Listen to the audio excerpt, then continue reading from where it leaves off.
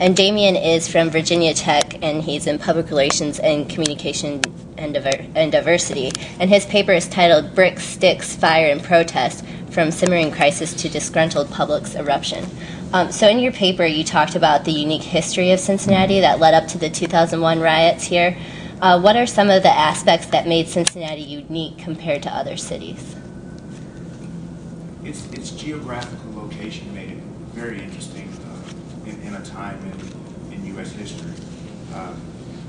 As we talked about it being the southernmost northern city, just across the Ohio River from the slave endorsement south of Kentucky, kind of helped shape the activism, the mobilization of African Americans in Cincinnati. And so scholars have talked about this sort of split personality in the city, but its geographical location contributed to it being a unique place. Also, its rich sort of immigration history of European immigrants, African American immigrants, all to the city around the time in the 1800s, just shaped and continues to shape the identity of Cincinnati. Great. Okay, so as you talked about, you were looking at the 9 years of history, and you looked at all the different media outlets in Cincinnati here and looked at the history. Did you find anything really surprising or struck you as surprising when you were looking at all these different media outlets? Just any kind of responses that were surprising or anything like that? Certainly.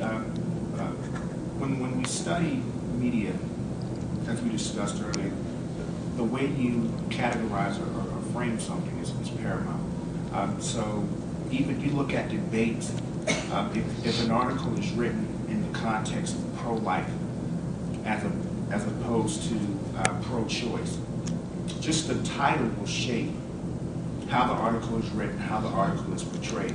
And so categorizing something as a riot or categorizing something as a disturbance or civil disobedience shapes the way the way the article or the story is portrayed.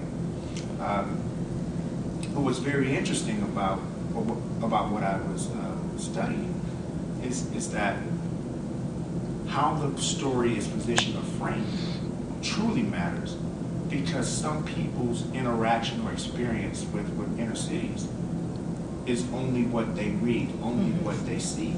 And so this sort of shapes how people view and perceive what's going on in the city. And so what I found that was most interesting, I wanted to look at one thing, how the discussion of bringing vitality back to a city was categorized. And so I looked at words like urban renewal, urban reinvestment, urban revitalization, gentrification, just looking at how the media talked about revitalizing the area. And what's interesting is that gentrification usually carries this sort of negative connotation, whereas the others are rebirth, re-life, reinvigorating sort of ways of categorizing how changes to occur. And what's very interesting is that mostly all of the coverage during that 9-year period was positively positioned. The revitalization, the renewal, the rebirth, and only the majority of the articles talking about gentrification were found in city media. And so it was real interesting just to see how even the media polarized the issue of land use, land cost, and so I found narratives of the hero in the Cincinnati Business Courier. So they talked about the brave sort of developer who's venturing into frontier to develop business there. You saw a lot of these stories told in the Business Courier, not in other outlets. So it was just interesting to see as an outsider how media outlets told stories, which stories they chose to highlight. And so it was just an interesting study.